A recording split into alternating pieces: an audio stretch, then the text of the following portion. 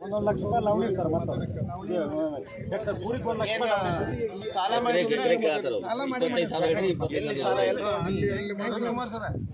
ಇದು ಮತ್ತೆ ಸ್ವಂತ ಹೊಲ ಅಲ್ರಿ ಪಾಪ ಲವಣಿ ಮಾಡ್ಯಾರ. ಯಾರ ಸರ್ಕಾರದಿಂದ ಬಂದಿದ್ರ ನಾವು ಮೊನ್ನೆ ಮಾಡಿದ್ವಿ ಸರ್. ನಾವು ರೈತ ಮೋರ್ಚಾದಾಗಿಂದ ನಾವು ಮೊನ್ನೆ ಜಿಲ್ಲಾ ರೈತ ಮೋರ್ಚಾದಾಗಿಂದ ನಾವು ಮಾಡ್ಯಾವ್ರಿ. ಈಗ ಸರ್ಕಾರ ಯಾರು ಬಂದಿಲ್ಲ, ಅಧಿಕಾರಿಗಳು ಬಂದು ಹೋಗ್ಯಾರ ಸರ್. ಜೆಡಿ ಅವರು ಬಂದು ಹೋಗಿದ್ರು. ಏನ್ ಹೇಳಿದ್ರಿ ಅವರಿಗೆ? ಜೆಡಿ ಅವರು ಬಂದು ಇದ್ದ ಪರಿಸ್ಥಿತಿ ತೋರಿಸಿದ್ರು ಸರ್. ಸರ್ಕಾರಕ್ಕೆ ವರದಿ ಕೊಡ್ತೀವಿ ಅಂದ್ರೆ ಸರ್, ಸರ್ಕಾರ ವರದಿ ಕೊಡ್ತೀವಿ ಅಂದ್ರೆ ಆಯ್ತು ತೋರ್ಸರ ದೌಡ ಈ ಸರ್ಕಾರಕ್ಕೆ ವರದಿ ಕೊಟ್ಟ ಒಟ್ಟ ಅನುಕೂಲ ಆಗಂಗೆ ಮಾಡಿ ಅಂತ ಹೇಳಿದ್ರು ಸರ್. ಒಳ್ಳೆ ಅವ್ರದ್ದು ಇವತ್ತಿನ ಹೇಳಿ. ಈಗ ಸರ್ಕಾರಕ್ಕೆ ಏನ್ ಕೇಳ್ತೀರಿ? ಯಾವ್ದು ನಷ್ಟನ ಇದು ಮಾಡ್ರಿ ಪರಿಹಾರ. ಒಂದ್ ಎಕರೆಗೆ 25,000 ಹಾಕಕ್ಕೆ ಎಕರೆಗೆ 25,000 2 ತಿಂಗಳಿಗೊಮ್ಮೆ 25,000 30,000 ರೈತರ ಅಕೌಂಟ್ ಜಮಾ ಆಗ್ತದೆ. ಅಂತ ಪರಿಸ್ಥಿತಿ ಒಳಗೆ ಯಡಿಯೂರಪ್ಪರ CM ಅವ್ರು ಇದ್ದಾಗ ದೊಡ್ಡ ಅನುದಾನ ಸರ್. ಅವಾಗ ಸರ್ 2-3 ವರ್ಷ ಆಯ್ತಲ್ಲ, ₹1 ಅನುದಾನ ಇಲ್ಲ. ಇವತ್ತು ಭಾಳ ರೈತರ ಪರಿಸ್ಥಿತಿ ಭಾಳ ಗಂಭೀರ ಐತೆ ಸರ್. ಒಂದು ಅಂಕಿ ಸಂಖ್ಯೆ ಹೇಳ್ತೀನಿ ಸರ್. ನಮ್ಮ ಜಿಲ್ಲಾದ 2017ರಿಂದ 2023 ತನಕ 1750 ಕೋಟಿ ರೂಪಾಯಿ ನಮ್ಮ ಜಿಲ್ಲಾಕ್ಕೆ ಬಂದ ಸರ್. ಪ್ರಧಾನಮಂತ್ರಿ ಫಸಲ್ ಬಿಮಾ ಇದು ಅಲ್ಲ ಸರ್, ಅತಿವೃಷ್ಟಿ ಪರಿಹಾರ ಅತಿವೃಷ್ಟಿ ಅಲ್ರಿ ಬೆಳೆ ಚೊಕ್ಕ ಪ್ರಧಾನಮಂತ್ರಿ ಫಸಲ್ ಬಿಮಾ ಸರ್. 2023ರಿಂದ ಇಲ್ಲಿ ತನಕ ಎಷ್ಟು ಬಂದೈತೆ ಅನ್ನೋದು ಒಂದು ಅಂಕಿ ಸಂಖ್ಯೆ ಇಲ್ಲ ಸರ್. 2017ರಿಂದ ಸರ್ 2022 ತನಕ 1750 ಕೋಟಿ ರೂಪಾಯಿ ಬಂದಿತ್ತು. ಹ್ಞೂ ಸರ್. ಅದ್ರಾಗ ಒಂದು 5-10 ಲಕ್ಷ ರೂಪಾಯಿ ಅಷ್ಟೇ ಹೆಚ್ಚು ಕಡಿಮೆ ಇರ್ಬೋದು ಸರ್. 2023ರಿಂದ ಇಲ್ಲಿ ತನಕ ಅಂದ್ರೆ ಯಾವ ಇನ್ಶೂರೆನ್ಸ್ನೂ ಬಂದಿಲ್ಲ ಸರ್. ನಾವು ಏನೋ ದೇವ್ರ ಪುಣ್ಯದಿಂದ ಅಲ್ಲಿಂದ ಇಲ್ಲಿ ತನಕ ಒಟ್ಟು ಗೌರ್ಮೆಂಟ್ ರೊಕ್ಕ ಬರೋದಕ್ಕೆ ಯಾವ್ದಾರ ಒಂದು ಪೀಕು ಹೋಗೋದಕ್ಕೆ ಅತಿವೃಷ್ಟಿ ಆಗೋದಕ್ಕೆ ಒಂದೇನಾರ ಪರಿಹಾರ ಬರೋದಕ್ಕೆ ಅದ್ರ ಮ್ಯಾಗಿಂದ ಕಮ್ತಾ ಮಾಡ್ಕೊಂಡು ಸ್ವಲ್ಪ ಇದ್ದ ಪರಿಸ್ಥಿತಿ ಒಳಗೆ ಇದ್ದೀವಿ ಸರ್. ಈ 2023ರಿಂದ ಪರಿಸ್ಥಿತಿ ಭಯಂಕರ ಗಂಭೀರ ಆಗಿ ಸರ್. ನೀವು ನೋಡಿ ಸರ್, ಮುಂಜಾನೆದ ರೈಲ್ವೆ ಸ್ಟೇಷನ್ನಾಗ ಎಲ್ಲ ರೈತಾಕಿ ಜನರು ಅಲ್ಲಿ ರೊಟ್ಟಿ ಕಟ್ಕೊಂಡು ಹೋಗಿ ನಿಲ್ಲುವಂಥ ಪರಿಸ್ಥಿತಿ. ಕೂಲಿ ಕೆಲಸಕ್ಕೆ ಹೋಗ್ಬಿಡ್ತಾರೆ ಸರ್. ನನ್ನ ಹೆಸರು ಸುಭಾಷ್ ಬೂದಿಯಾಳ ಅಂತೇಳಿ ಸರ್. ನಮ್ದು ಕೋಳಿವಾಡ ಸರ್, ಇಲ್ಲೇ ಬಾಜು ಊರು ಸರ್. ಸಿರುಗುಪ್ಪಿ ಹುಬ್ಳಿ ಸರ್. ಅಲ್ಲಿನೂ ಇದೆ ಪರಿಸ್ಥಿತಿ. ಅಲ್ಲಿನೂ ಇದಕ್ಕಿಂತ ಈ ಊರಿನವ್ರು ಯಾರು ಇಲ್ಲ ಇದೆ ಸರ್.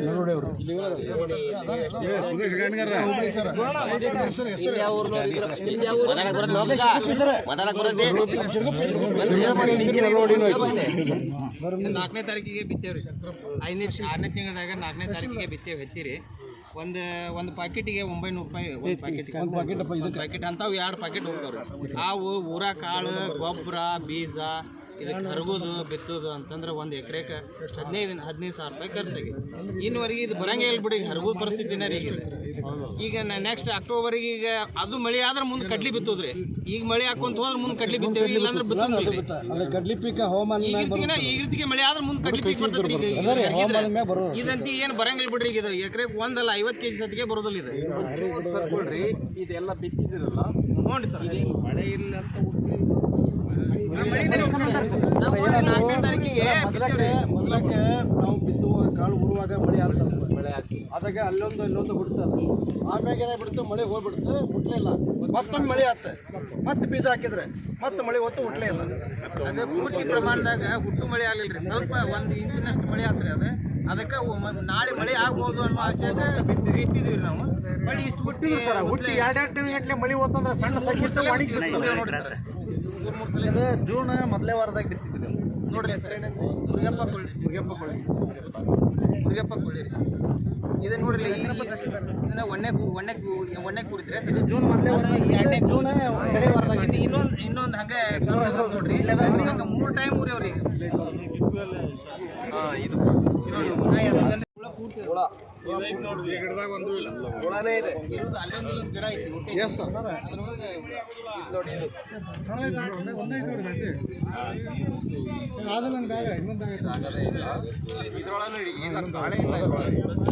ಸಂತೋಷ್ ಲಾಡ್ ಅವರು ಇವತ್ತು ಹೋಗ್ತಾ ಇದ್ದಾರೆ. ಅದೇನು ಮಾಡಿದ್ರು ಏನು ಮಾಡ್ತಾ ಇದ್ವಿ ಸರ್, ಕತ್ತೆ ಕಾಯ್ತಾ ಇದ್ದಾರೆ.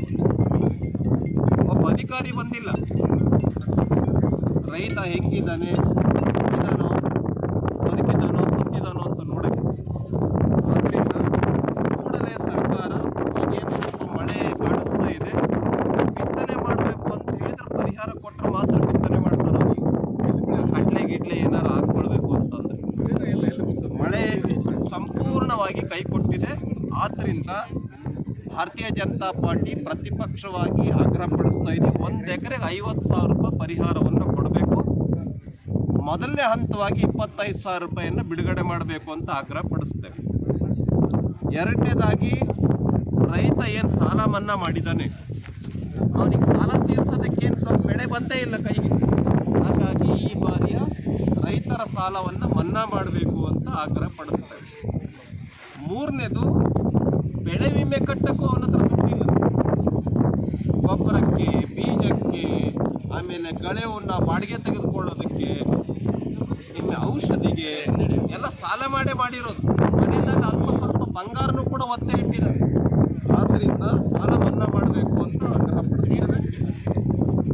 ಇನ್ನು ಒಂದು ವೇಳೆ ಸರ್ಕಾರ ಪರಿಹಾರ ಕೊಡದೇ ಇದ್ರೆ, ಕರ್ನಾಟಕ ರಾಜ್ಯನ ಬರ ಅಂತ ಘೋಷಣೆ ಮಾಡದೆ ಹೋದರೆ ಈ ಬಾರಿ ರೈತರ ಪರವಾಗಿ ಸದನ ನಡೆಸಕ್ಕೆ ಬಿಡೋದಿಲ್ಲ. ಬರ ಪ್ರದೇಶ ಕರ್ನಾಟಕ ಅಂತ ಅನೌನ್ಸ್ಮೆಂಟ್ ಮಾಡಬೇಕು. 25,000 ರೂಪಾಯಿ ಮೊದಲನೇ ಹಂತದ ಪರಿಹಾರ ಅಂತ ರೈತನ 79,000 ಜನ ರೈತರ ಅಕೌಂಟ್ ಏನಿದೆ ಅದಕ್ಕೆ 79 ಲಕ್ಷ ರೈತರ ಅಕೌಂಟ್ಗೆ 25,000 ರೂಪಾಯಿ ಮೊದಲನೇ ಹಂತ ಪರಿಹಾರವಾಗಿ ಹಾಕಬೇಕು. ಇಲ್ಲ ಅಂತ ಹೇಳಿದ್ರೆ ಸದನ ನಡೆಸಕ್ಕೆ ಬಿಡೋದಿಲ್ಲ. ಅದರಿಂದ ಮಹೇಶ್ ತೆಂಗಿನಕಾಯಿ ಅವರು, ನಾನು, ನಮ್ಮ ಮನೆ ನಾಗರಾಜ್ ಪಾಟೀಲರು, MR ಪಾಟೀಲರು, ನಮ್ಮ ರೈತ ಮುಖಂಡರು, ನಾವೆಲ್ಲರೂ ಇವತ್ತು ಈ ಧಾರವಾಡ ಜಿಲ್ಲೆಯಿಂದ ಅಧ್ಯಯನಕ್ಕೆ ಬಂದಿದ್ದೀವಿ. ಆದರೆ ಸರ್ಕಾರ ಇವತ್ತೇ ಇಲ್ಲಾಂದ್ರೆ ಇಲ್ಲ ಅಂತೇಳಿ ನಾನು ಒಪ್ಕೊಳ್ತೀನಿ. ಏನಾದ್ರು ಬದಲಾವಣೆಗಳಿದೆ, ನಾನು ಒಪ್ಕೊಳ್ತೀನಿ. ಮೊದಲನೇ ಹಂತದ ಪರಿಹಾರ ಕೊಡೋಕ್ಕೆ ಯಡಿಯೂರಪ್ಪನವ್ರು ಇದನ್ನೆಲ್ಲ ಅಧ್ಯಯನ ಮಾಡಿಕೊಟ್ರ, ಸಾಯೋಂಥವನಿಗೆ ಒಂದು ಸ್ವಲ್ಪ ಉಪಹಾರನಾರು ಕೊಟ್ಟು ಬದುಕಿಸ್ಬೇಕಲ್ಲ. ಮೊದಲು ನೀರು ಕುಡ್ಸಾರ ಬದುಕಬೇಕಲ್ಲ. ಹಾಗಾಗಿ ನೀರು ಕೊಡಲ್ಲ, ನೆರವನ್ನು ಕೊಡಲ್ಲ, ಸಾಯ್ಲಿ ರೈತರು ಅಂತ ಬಿಟ್ಟರೆ ಇದಕ್ಕೆ ಸರ್ಕಾರ ಅಂತಾರೆ ಏನಂತಾರೆ ಇದಕ್ಕೆ? ಹಾಗಾಗಿ ಕೂಡಲೇ ಸರ್ಕಾರ ರೈತರ ನೆರವಿಗೆ ಬರಬೇಕು, ಬರ ಪ್ರದೇಶ ಅಂತ ಘೋಷಣೆ ಮಾಡಬೇಕು. 25,000 ರೂಪಾಯಿ ರೈತರ ಅಕೌಂಟ್ಗೆ ಮೊದಲನೇ ಹಂತದಲ್ಲಿ ಹಾಕಬೇಕು ಅಂತ ಆಗ್ರಹ ಪಡ್ತೀವಿ. ಹಿಂದೆ ಸರ್ಕಾರ ಇವತ್ತು ನಾವು ಯಾವ ರೀತಿ ಪರಿಹಾರವನ್ನು ಕೊಡ್ತೀವಿ, 24 ಗಂಟೆಯಲ್ಲಿ ಖಾತೆಗೆ ಜಮಾ ಮಾಡ್ತಕ್ಕಂಥದ್ದನ್ನು ನಾವು ಹಿಂದಿನ ದಿವಸ ಮಾಡಿದ್ವಿ. ಇದೇನು ಸಾಧನೆ ಮಾಡುವಂಥ ಅವಶ್ಯಕತೆ ಇಲ್ಲ.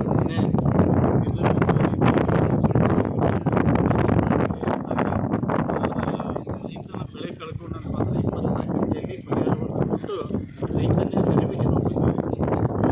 ಇವತ್ತು ರೈತ ಏನು ನಮ್ಮ ಕೃಷಿ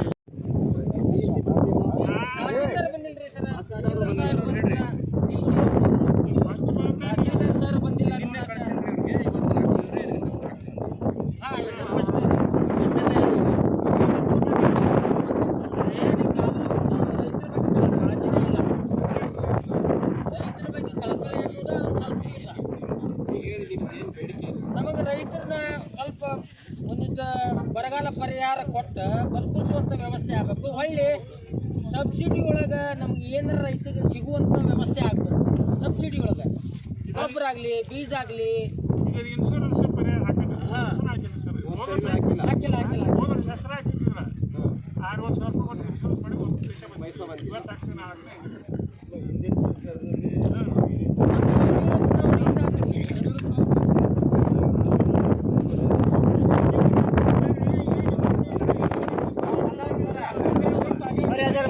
ಇಂಪಾರ್ಟೆಂಟ್ ಸಂಗತಿ ಏನು ಅಂತಂದರೆ, ರಾಜ್ಯದಲ್ಲಿ ಹಿಂದೆಂದೂ ಕಂಡರಿಯದೇ ಇರತಕ್ಕಂಥ ಒಂದು ಬರ ಇಡೀ ರಾಜ್ಯಾದ್ಯಂತ ಇದೆ. ಇವತ್ತು ನಾವು ಬೆಳಗ್ಗೆಯಿಂದ ಈಗಿನವರೆಗೆ ಏನು ನೋಡಿದ್ವಿ, ಸ್ವಲ್ಪ ಬೆಳೆ ಕಾಣ್ತಾ ಇದೆ, ಅದರ ಪೀಕು ಕೈಗೆ ಬರ್ತಾ ಇಲ್ಲ, ಕೈಗೆ ಏನೂ ಸಿಗ್ತಾ ಇಲ್ಲ. ಉದಾಹರಣೆಗೆ 10-12 ಕ್ವಿಂಟಾಲ್ 1 ಎಕರೆಗೆ ಬೆಳೀತಿದ್ವಿ ನಾವು ಹೆಸರನ್ನು ಅಂತ ಹೇಳಿದರೆ, ರೈತರು ಹೇಳ್ತಾರೆ 10 kg ಸಿಗಲ್ಲ ನಮಗೆ ಅಂತ. ಈ ಪರಿಸ್ಥಿತಿ ಇದೆ. ಹತ್ತಿ ಕೈಗೆ ಸಿಗಲ್ಲ. ಗಿಡಗಳು ಇಷ್ಟೊತ್ತಿಗೆ ಎದೆ ಎತ್ತರಕ್ಕೆ ಇರಬೇಕಾಗಿತ್ತು. ಒಂದು ಗೇಣು ಅರ್ಧ ಅಡಿ ಇದೆ, ಒಂದು ಹೂ ಬಿಡ್ತಾ ಇದೆ. ಅದು ಹತ್ತಿ ಬರೋದು ಹೆಂಗೆ? ಉದ್ದು ಇಲ್ಲ, ಹೆಸರಿಲ್ಲ, ಆಮೇಲೆ ಹತ್ತಿ ಇಲ್ಲ, ಈ ಥರ ಮೆಣಸಿನ್ಕಾಯಿನೂ ಇಲ್ಲ, ಮುಂಗಾರು ಬೆಳೆ ಏನೂ ಇಲ್ಲ. ಶೇಂಗಾ ಹೋಗಿದ್ವಿ, ಗಿಡ ಕಾಣಿಸ್ತಾ ಇದೆ, ಕೆಳಗಡೆ ಇದು ಕಾಯಿನೇ ಇಲ್ಲ. ಕಾಯ್ದೆ ಇದೆಲ್ಲ ನೋಡಿದಾಗ ರೈತರು ಟ್ರ್ಯಾಕ್ಟರ್ನಿಂದ ಎತ್ತುಗಳಿಂದ ಎಲ್ಲ ಅರಗ್ತಾ ಇದ್ದಾರೆ. ಖಾಲಿ ಗಿಡಗಳು ಇದಾವೆ ಯಾಕೆ ಇಟ್ಕೊಂಡಿದ್ದಾರೆ ಅಂತ ಹೇಳಿದರೆ ಈ ವಿಮಾ ಯೋಜನೆ ಮಾಡಬೇಕಲ್ಲ, ಬೆಳೆ ವಿಮೆ ಯೋಜನೆ, ಅವ್ರು ಬಂದು ನೋಡ್ಕೊಂಡು ಹೋಗ್ಬೇಕಾಗಿದೆ, ಅದಕ್ಕೆ ಅವ್ರನ್ನ ಇಟ್ಕೊಂಡಿದ್ದಾರೆ. ಅವರು ಇನ್ನೂ ಬಂದಿಲ್ಲ ಹೊಲಗಳಿಗೆ, ಅದಕ್ಕೆ ಇಲ್ಲ ಇಷ್ಟೊತ್ತಿಗೆ ಎಲ್ಲ ಆರಾಗಿ ಖಾಲಿ ಮಾಡಿಬಿಡ್ತಿದ್ರು. ಅದು ಹೆಂಗೆ ಬರಡಾಗಿದೆ, ಎಷ್ಟೆಷ್ಟಿದೆ, ಅದರೊಳಗೆ ಪೀಕ್ ಏನು ಕೈಗೆ ಸಿಗ್ತದೋ ಇಲ್ಲೋ ಅದನ್ನು ನೋಡ್ಕೊಂಡು ಹೋಗ್ಬೇಕು, GPS ಮಾಡ್ಕೊಂಡು ಹೋಗ್ಬೇಕು. ಅದಕ್ಕೆ ಅವ್ರು ಇಟ್ಕೊಂಡಿದ್ದಾರೆ. ಆದರೆ ಇದೆಲ್ಲದನ್ನು ನೋಡಿದಾಗ್ಯೂ ಕೂಡ ಕಣ್ಣಿದ್ದು ಕುರುಡಾಗಿರ್ತಕ್ಕಂಥ, ಬುದ್ಧಿ ಭ್ರಮಣೆಯಾಗಿರ್ತಕ್ಕಂಥ ನಮ್ಮ ರಾಜ್ಯ ಸರ್ಕಾರ ಇದುವರೆಗೂ ರೈತರಿಗೆ ಒಂದು ಕವಡೆ ಕಾಸನ್ನು ಕೂಡ ಬಿಡುಗಡೆ ಮಾಡಿಲ್ಲ. ಕವಡೆ ಕಾಸು. ಅದೇ ಯಡಿಯೂರಪ್ಪ ಇದ್ದಂಥ ಸಂದರ್ಭದಲ್ಲಿ ರೈತರಿಗೆ ಅಕೌಂಟಿಗೆ ದುಡ್ಡು ಹಾಕಿದ್ರು, ಕುಡಿಯೋ ನೀರಿಗೆ ಹಣ ಬಿಡುಗಡೆ ಮಾಡಿದ್ರು, ಆಮೇಲೆ ಜಾನುವಾರುಗಳಿಗೆ ಮೇವಿಗೆ ಸಹಾಯ ಮಾಡಿದ್ರು. ಈ ಥರ ಎಲ್ಲ ರೀತಿಯ ನೆರವನ್ನು ನಮ್ಮ ಯಡಿಯೂರಪ್ಪ ಸರ್ಕಾರ ಕೊಟ್ಟಿದೆ. ಈಗ ಈ ಸರ್ಕಾರ ಇನ್ನು ಬರ ಪ್ರದೇಶ, ಬರ ರಾಜ್ಯ ಅಂತಲೂ ಅನೌನ್ಸ್ಮೆಂಟ್ ಮಾಡೋಕ್ಕೆ ತಯಾರಿಲ್ಲ. ಆದ್ದರಿಂದ ಭಾರತೀಯ ಜನತಾ ಪಾರ್ಟಿಯಿಂದ ನಾವು ಆಗ್ರಹಪಡಿಸ್ತಾ ಇದ್ದೇವೆ, ಕೂಡಲೇ ರೈತರಿಗೆ 1 ಹೆಕ್ಟೇರ್ಗೆ 1 ಲಕ್ಷ ರೂಪಾಯಿ, 1 ಎಕರೆಗೆ 50,000 ರೂಪಾಯಿ, 1 ಎಕರೆಗೆ 50,000 ರೂಪಾಯಿ ಅನೌನ್ಸ್ಮೆಂಟ್ ಮಾಡಬೇಕು. ಮೊದಲನೇ ಹಂತವಾಗಿ 25,000 ರೂಪಾಯಿ 79 ಲಕ್ಷ ರೈತರ ಅಕೌಂಟಿಗೆ ಹಾಕಬೇಕು ಅಂತ ಆಗ್ರಹಪಡಿಸ್ತೇವೆ. ಒಂದನೇದು. ಎರಡನೇದು, ರೈತರ ಸಾಲ ಮನ್ನಾ ಮಾಡಬೇಕು. ಯಾಕೆಂತೇಳಿದರೆ ಈಗ ಆಲ್ರೆಡಿ 2 ಸರಿ ರೈತ ಬಿತ್ತನೆ ಮಾಡಿದ, ಅವಾಗವಾಗ ಸ್ವಲ್ಪ ಮಳೆ ಬಂದಾಗ. ಆದರೆ ಹಸಿ ಮಳೆ ಆಗೇ ಇಲ್ಲ, ಕುಡಿಯೋ ನೀರು ಸಿಗ್ತಾ ಇಲ್ಲ, ದನಕರುಗಳಿಗೆ ಮೇವಿಲ್ಲ, ಕೆರೆ ಕುಂಟೆಗಳಲ್ಲಿ ಜಾನುವಾರುಗಳಿಗೆ ನೀರಿಲ್ಲ, ಮೇವಿಲ್ಲ. ಈ ಥರ ಪರಿಸ್ಥಿತಿ ಇದೆ. ಮೂರನೇದು, ಬೆಳೆ ವಿಮೆ ಏನು ರೈತ ತುಂಬ್ತಾ ಇದ್ದಾನೆ, ಸರ್ಕಾರನೇ ತುಂಬಬೇಕು ಈ ಸಾರಿ. ಯಾಕೆಂದರೆ ರೈತನ ಕೈಯಲ್ಲಿ ಏನೂ ಇಲ್ಲ, ದುಡ್ಡೇ ಇಲ್ಲ. ಅಷ್ಟಿಷ್ಟು ಬಂಗಾರ ಇದ್ದಿದ್ದನ್ನು ಮಾರ್ಕೊಂಡು ಹೊಲಕ್ಕೆ ಬೀಜ ಹಾಕಿದ್ದಾನೆ. ಆದ್ದರಿಂದ ಬೆಳೆ ವಿಮೆಯನ್ನು ಈ ಸರ್ಕಾರನೇ ಬಿತ್ತನೆ ಮಾಡಬೇಕು. ಕುಡಿಯುವ ನೀರು, ಜಾನುವಾರುಗಳಿಗೆ ಮೇವು, ಇದನ್ನೆಲ್ಲವನ್ನು ಕೂಡ ಸರಿಯಾಗಿ ಒದಗಿಸ್ಬೇಕು ಜನರಿಗೆ, ಹಳ್ಳಿಗಳಿಗೆ ಮತ್ತು ಪಶು ಪಕ್ಷಿಗಳಿಗೆ. ಆಮೇಲೆ ಜಾನುವಾರುಗಳಿಗೆ ಮೇವಿನ ಯೋಜನೆಯನ್ನು, ಮೇವಿನ ಬ್ಯಾಂಕನ್ನು ಮಾಡಿ ಉಚಿತವಾಗಿ ರೈತರಿಗೆ ಕೊಡಬೇಕು ಅಂತ ನಾವು ಆಗ್ರಹಪಡಿಸ್ತಾ ಇದ್ದೇವೆ. ಸದನ 13ನೇ ತಾರೀಕು ಪ್ರಾರಂಭ ಆಗೋದಿಲ್ಲ. ನಾವು ಇನ್ನೊಂದು 5-6 ದಿವಸದಲ್ಲಿ 12ನೇ ತಾರೀಕಿನ ಒಳಗಡೆ ನಾವು ನಮ್ಮ ರಿಪೋರ್ಟನ್ನು ಸರ್ಕಾರಕ್ಕೆ ಸಲ್ಲಿಸ್ತೀವಿ. ಅವರು ಕೇಂದ್ರ ಸರ್ಕಾರದ ಕಡೆ ಕೈ ತೋರಿಸ್ತಾ ಇದ್ದಾರೆ. ಯಾಕೆ ನಿಮ್ಮ ಸರ್ಕಾರ ಏನು ಮಾಡ್ತಾ ಇದೆ? ರೈತರಿಗೆ ಇಮ್ಮಿಡಿಯೇಟಾಗಿ ನೆರವಿಗೆ ಬರೋಕ್ಕೆ ಏನು ತೊಂದರೆ? ಹಾಗಾಗಿ ಕೂಡಲೇ ಕೇಂದ್ರ ಸರ್ಕಾರವನ್ನು ದುಡ್ಡು ರಿಲೀಸ್ ಆಗುತ್ತೋ ಯಾವಾಗ ಆಗುತ್ತೋ ಗೊತ್ತಿಲ್ಲ ನನಗೆ, ಕೂಡಲೇ 25,000 ರೂಪಾಯಿ ರೈತರ ಅಕೌಂಟಿಗೆ ಹಾಕಬೇಕು ಅಂತ ಆಗ್ರಹಿಸಿ ನಾವು ರಿಪೋರ್ಟನ್ನು ಸಲ್ಲಿಸೋದಿದ್ದೇವೆ. ಸದನದಲ್ಲಿ ಈ ಸರ್ಕಾರ ಏನಾದ್ರು ಬರಗಾಲ ಅಂತ ಘೋಷಣೆ ಮಾಡದೆ ಹೋದರೆ, ರೈತರಿಗೆ ಪರಿಹಾರವನ್ನು ಕೂಡಲೇ ಬ್ಯಾಂಕಿಗೆ ಅಕೌಂಟ್ಗೆ ಹಾಕದೆ ಹೋದರೆ ನಾವು ಈ ಸರಿ ಸದನವನ್ನು ನಡೆಸೋಕ್ಕೆ ಬಿಡೋದಿಲ್ಲ. ಈ ರೀತಿ ರೈತನ ಬವಣೆ ಭಾಳ ವಿಚಿತ್ರ ಪರಿಸ್ಥಿತಿನಲ್ಲಿದೆ, ಚಿಂತಾಜನಕವಾಗಿದೆ. ರೈತರು ಆತ್ಮಹತ್ಯೆ ಮಾಡ್ಕೊಳ್ತಾ ಇದ್ದಾರೆ, ಜಾನುವಾರುಗಳನ್ನು ಸಿಕ್ಕಿದ ಬೆಲೆಗೆ ಮಾರಾಟ ಮಾಡ್ತಾ ಇದ್ದಾರೆ. ಇವತ್ತು ನಮ್ಮ ಪ್ಯಾಕೆಟ್ ಇದೆ, ಅದು ಹೆಂಗೆ ಒಣಗೋಗಿದೆ ಅಂತ ತೋರಿಸ್ತೀವಿ. ಕುಡಿಯೋ ನೀರಿಂದು ನಾವು ನವಲಗುಂದದಲ್ಲಿ ಎಂಥದ್ದು ಇಂಗಳಳ್ಳಿ ಕೆರೆ ನೋಡಿದ್ವಿ, ಕೆಸರಿದೆ, ಅದು ಆ ನೀರನ್ನು ಕುಡಿತಾರಂತೆ. ಹಾಗಾಗಿ ಸರ್ಕಾರ ಕಣ್ಣಿದೆಯೋ ಬುದ್ಧಿ ಇದೆಯೋ ನನಗೆ ಇಲ್ವೋ ಅಂತ ನನಗೆ ಅರ್ಥ ಆಗ್ತಾ ಇಲ್ಲ. ಆದರೆ ಈಗ ಸರ್ಕಾರ ನಿನ್ನೆ ಸಚಿವ ಸಂಪುಟ ವಿಸ್ತರಣೆ ಆದಮೇಲೆ ಧಾರವಾಡ ಜಿಲ್ಲೆಯಲ್ಲಿ ನಮ್ಮ ಸಂತೋಷ್ ಲಾಡ್ ಅವರು, ಆಮೇಲೆ ಈ ಕಡೆ ಬಾಗಲಕೋಟೆ ಜಿಲ್ಲೆಯಲ್ಲಿ ವಿಜಯಾನಂದ ಕಾಶಪ್ಪನವರು ಈಗ ರೈತರ ಬರವನ್ನು ಅಧ್ಯಯನ ಮಾಡೋಕ್ಕೆ ಹೋಗ್ತಾ ಇದ್ದಾರೆ. ಇಷ್ಟು ದಿನ ಏನಾಗಿದೆ? ಸರ್ಕಾರ ಇತ್ತೋ ಇರಲಿಲ್ಲ ಕರ್ನಾಟಕ ರಾಜ್ಯದಲ್ಲಿ ಜೀವಂತವಾಗಿ. ಹಾಗಾಗಿ ಕೂಡಲೇ ರೈತರ ಬರ ಇದೆ ಅನ್ನುವಂಥದ್ದು ಎಲ್ಲರಿಗೂ ಕೂಡ ಗೊತ್ತು. ರೈತರಿಗೆ ಕೂಡಲೇ ನೆರವಿಗೆ ಬರಬೇಕು ಅಂತೇಳಿ ಈ ಸಂದರ್ಭದಲ್ಲಿ ನಾವು ಆಗ್ರಹ